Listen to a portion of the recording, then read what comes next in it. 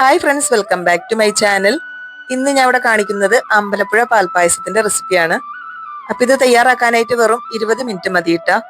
എല്ലാവർക്കും വളരെ ഈസി ആയിട്ട് തയ്യാറാക്കാവുന്ന ഒരു പായസം കൂടിയാണ് കേട്ടത്.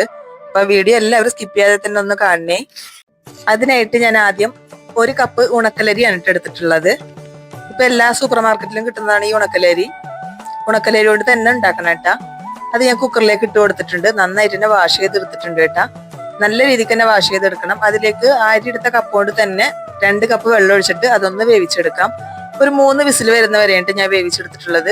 പ്രഷർ മുഴുവൻ പോയതിന് ശേഷമാണ് പിന്നെ കുക്കർ തുറന്നിട്ടുള്ളത്. നല്ല പോലെ തന്നെ വെന്ത് കിട്ടിയിട്ടുണ്ട്. ഇതുപോലെ വെള്ളം വറ്റിച്ചെടുക്കണം കേട്ടാ, എങ്കിലാണ് പായസത്തിന് ടേസ്റ്റ് ഉണ്ടാവുള്ളൂ. അതല്ലെങ്കിൽ വെള്ളത്തിന്റെ ചൊവ ഉണ്ടാവും. പിന്നെ ഒരു ഉരുളി വെച്ച് കൊടുത്തിട്ടുണ്ട്. അതിലേക്ക് 2 ടേബിൾ സ്പൂൺ നെയ്യ് ഒഴിച്ചു കൊടുത്തിട്ടുണ്ട്. അതിലേക്ക് കുറച്ച് കാഷ്യൂനട്ട് ഇട്ടിട്ട് ഒന്ന് വറുത്തെടുക്കുന്നുണ്ട് കേട്ടാ. ഈ അണ്ടിപ്പരിപ്പ് ഇടണമെന്ന് നിർബന്ധമൊന്നുമില്ല കേട്ടോ, നമുക്ക് താല്പര്യം ഉണ്ടെങ്കിൽ മാത്രം ഇട്ട് കൊടുത്താൽ മതി. അതൊക്കെ ഓരോരുത്തരും ഇഷ്ടമാണ് കേട്ടാ.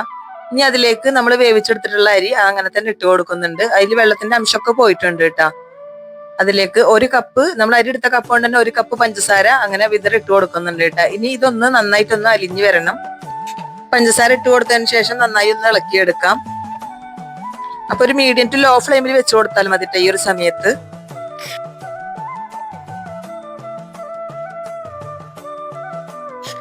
ഇപ്പൊ നിങ്ങൾക്ക് കാണാൻ പറ്റുന്നുണ്ടാവും, നന്നായിട്ട് തന്നെ പഞ്ചസാര കലിഞ്ഞു വന്നിട്ടുണ്ട്. കുറച്ചു നേരം കൂടി ഇതുപോലെ ഒന്ന് ഇളക്കി കൊടുക്കാം. ഇനി ഞാൻ ഈ പായസത്തിലേക്ക് 1.5 ലിറ്റർ പാലാണ് എടുത്തിട്ടുള്ളത്. അത് നന്നായിട്ട് തന്നെ തിളപ്പിച്ചെടുത്തിട്ടുണ്ടായിരുന്നു. അതിൽ നിന്ന് കുറച്ച് പാലെടുത്തിട്ട് ഇതുപോലെ ഒന്ന് ഒഴിച്ചു കൊടുക്കാം. പാല് മുഴുവനായിട്ട് ഒപ്പം തന്നെ ഒഴിച്ചു കൊടുക്കരുത്. ഇതുപോലെ കുറേശ്ശെ ഒഴിച്ചിട്ട് നന്നായിട്ട് ഒന്ന് ഇളക്കി എടുക്കണം. അതല്ലെങ്കിൽ അവിടെ ഇവിടെ ആയിട്ട് ഇങ്ങനെ കട്ട പിടിച്ച് കിടക്കുന്നുണ്ടാവും. അപ്പൊ അത് ഒഴിവാക്കാൻ വേണ്ടിയിട്ടാണ് ഇങ്ങനെ ഒന്ന് കുറേശ്ശെ ഒഴിച്ചിട്ട് ഇളക്കി കൊടുക്കുന്നത് കേട്ടാ. അപ്പൊ പാല് തിളപ്പിച്ചെടുക്കുന്നതിന്റെ ഗുണം എന്ന് പറഞ്ഞാൽ പെട്ടെന്ന് തന്നെ തിളച്ച് കിട്ടും ചെയ്യും. പിന്നെ പാല് പിരിഞ്ഞു പോകാതെ നമുക്ക് കിട്ടും ചെയ്യും. അതിന് വേണ്ടിയിട്ടാണ് കേട്ടാ. ഇനി അതിനുശേഷം ബാക്കിയുള്ള പാലും കൂടി ഒഴിച്ചു കൊടുക്കുന്നുണ്ട്. അതിനുശേഷം എല്ലാം ഒന്ന് ഇളക്കി കൊടുക്കാം. ഇനി മധുരം ഒന്ന് ബാലൻസ് ചെയ്യാൻ വേണ്ടിയിട്ട് 1/2 ടീസ്പൂൺ ഉപ്പാണ് ഇട്ട് കൊടുത്തിട്ടുള്ളത്. നന്നായി ഒന്ന് ഇളക്കി എടുക്കുന്നുണ്ട്. ഇനി അതിലേക്ക് 1 ടീസ്പൂണ് പഞ്ചസാര കൂട്ടിപ്പൊടിച്ച ഏലക്കപ്പൊടിയാണ് ഇട്ട് കൊടുക്കുന്നത്. എന്നിട്ട് എല്ലാം കൂടി നന്നായിട്ടൊന്ന് മിക്സ് ചെയ്തെടുക്കണം. തിളപ്പിച്ചെടുത്ത പാലാണ് ഇതിലേക്ക് ഒഴിച്ചു കൊടുത്തിട്ടുള്ളത്. അതുകൊണ്ട് തന്നെ പെട്ടെന്ന് തിളച്ച് കിട്ടൂട്ടാ. ഇപ്പൊ ഏകദേശം ഒന്ന് കുറുകി വന്നിട്ടുണ്ട്. ഇത്രയും മതിയിട്ട. ഈ ഒരു സമയത്ത് ഫ്ലെയിം ഓഫ് ചെയ്ത് കൊടുക്കാം. ഇനി ചൂടാറി കഴിഞ്ഞാൽ കുറച്ചുകൂടി ഒന്ന് കുറുകി വരും. ഫ്ലെയിം ഓഫ് ചെയ്ത് കൊടുക്കാം. അങ്ങനെ നമ്മുടെ ഈസി ആയിട്ട് തയ്യാറാക്കാൻ പറ്റിയ അമ്പലപ്പുഴ പാൽപ്പായസം ഇവിടെ തയ്യാറായിട്ടുണ്ട് കേട്ടാ. അരി വേവിച്ചെടുക്കുന്ന സമയം മാത്രമേ കൂടുതലായിട്ട് വരുന്നുള്ളൂ കേട്ടാ. പിന്നെ നമുക്ക് പെട്ടെന്ന് തന്നെ തയ്യാറാക്കി എടുക്കാവുന്നതാണ്.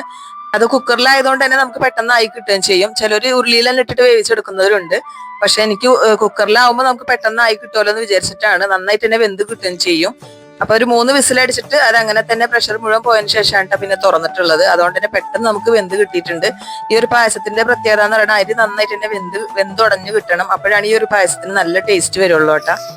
അപ്പോൾ ഈ ഒരു അമ്പലപ്പുഴ പാൽപ്പായസത്തിന്റെ റെസിപ്പി എല്ലാവർക്കും ഇഷ്ടമായെന്ന് വിചാരിക്കുന്നു. ഈ വീഡിയോ ഇഷ്ടമായാലും മറക്കാതെ തന്നെ ലൈക്ക് ബട്ടൺ ക്ലിക്ക് ചെയ്യണം കേട്ടാ. നിങ്ങളുടെ അഭിപ്രായങ്ങളൊക്കെ ഒന്ന് അറിയിക്കണം. പിന്നെ നിങ്ങളുടെ ഫ്രണ്ട്സിനും ഫാമിലിക്കും ഒന്ന് ഷെയർ ചെയ്ത് കൊടുക്കണം കേട്ടോ. എന്റെ ചാനൽ ആദ്യമായിട്ട് കാണുന്നവരുണ്ടെങ്കിൽ പ്ലീസ് ഒന്ന് സബ്സ്ക്രൈബ് ചെയ്ത് സപ്പോർട്ട് ചെയ്യണം. അപ്പൊ ഇത്രേ ഉള്ളൂ. താങ്ക്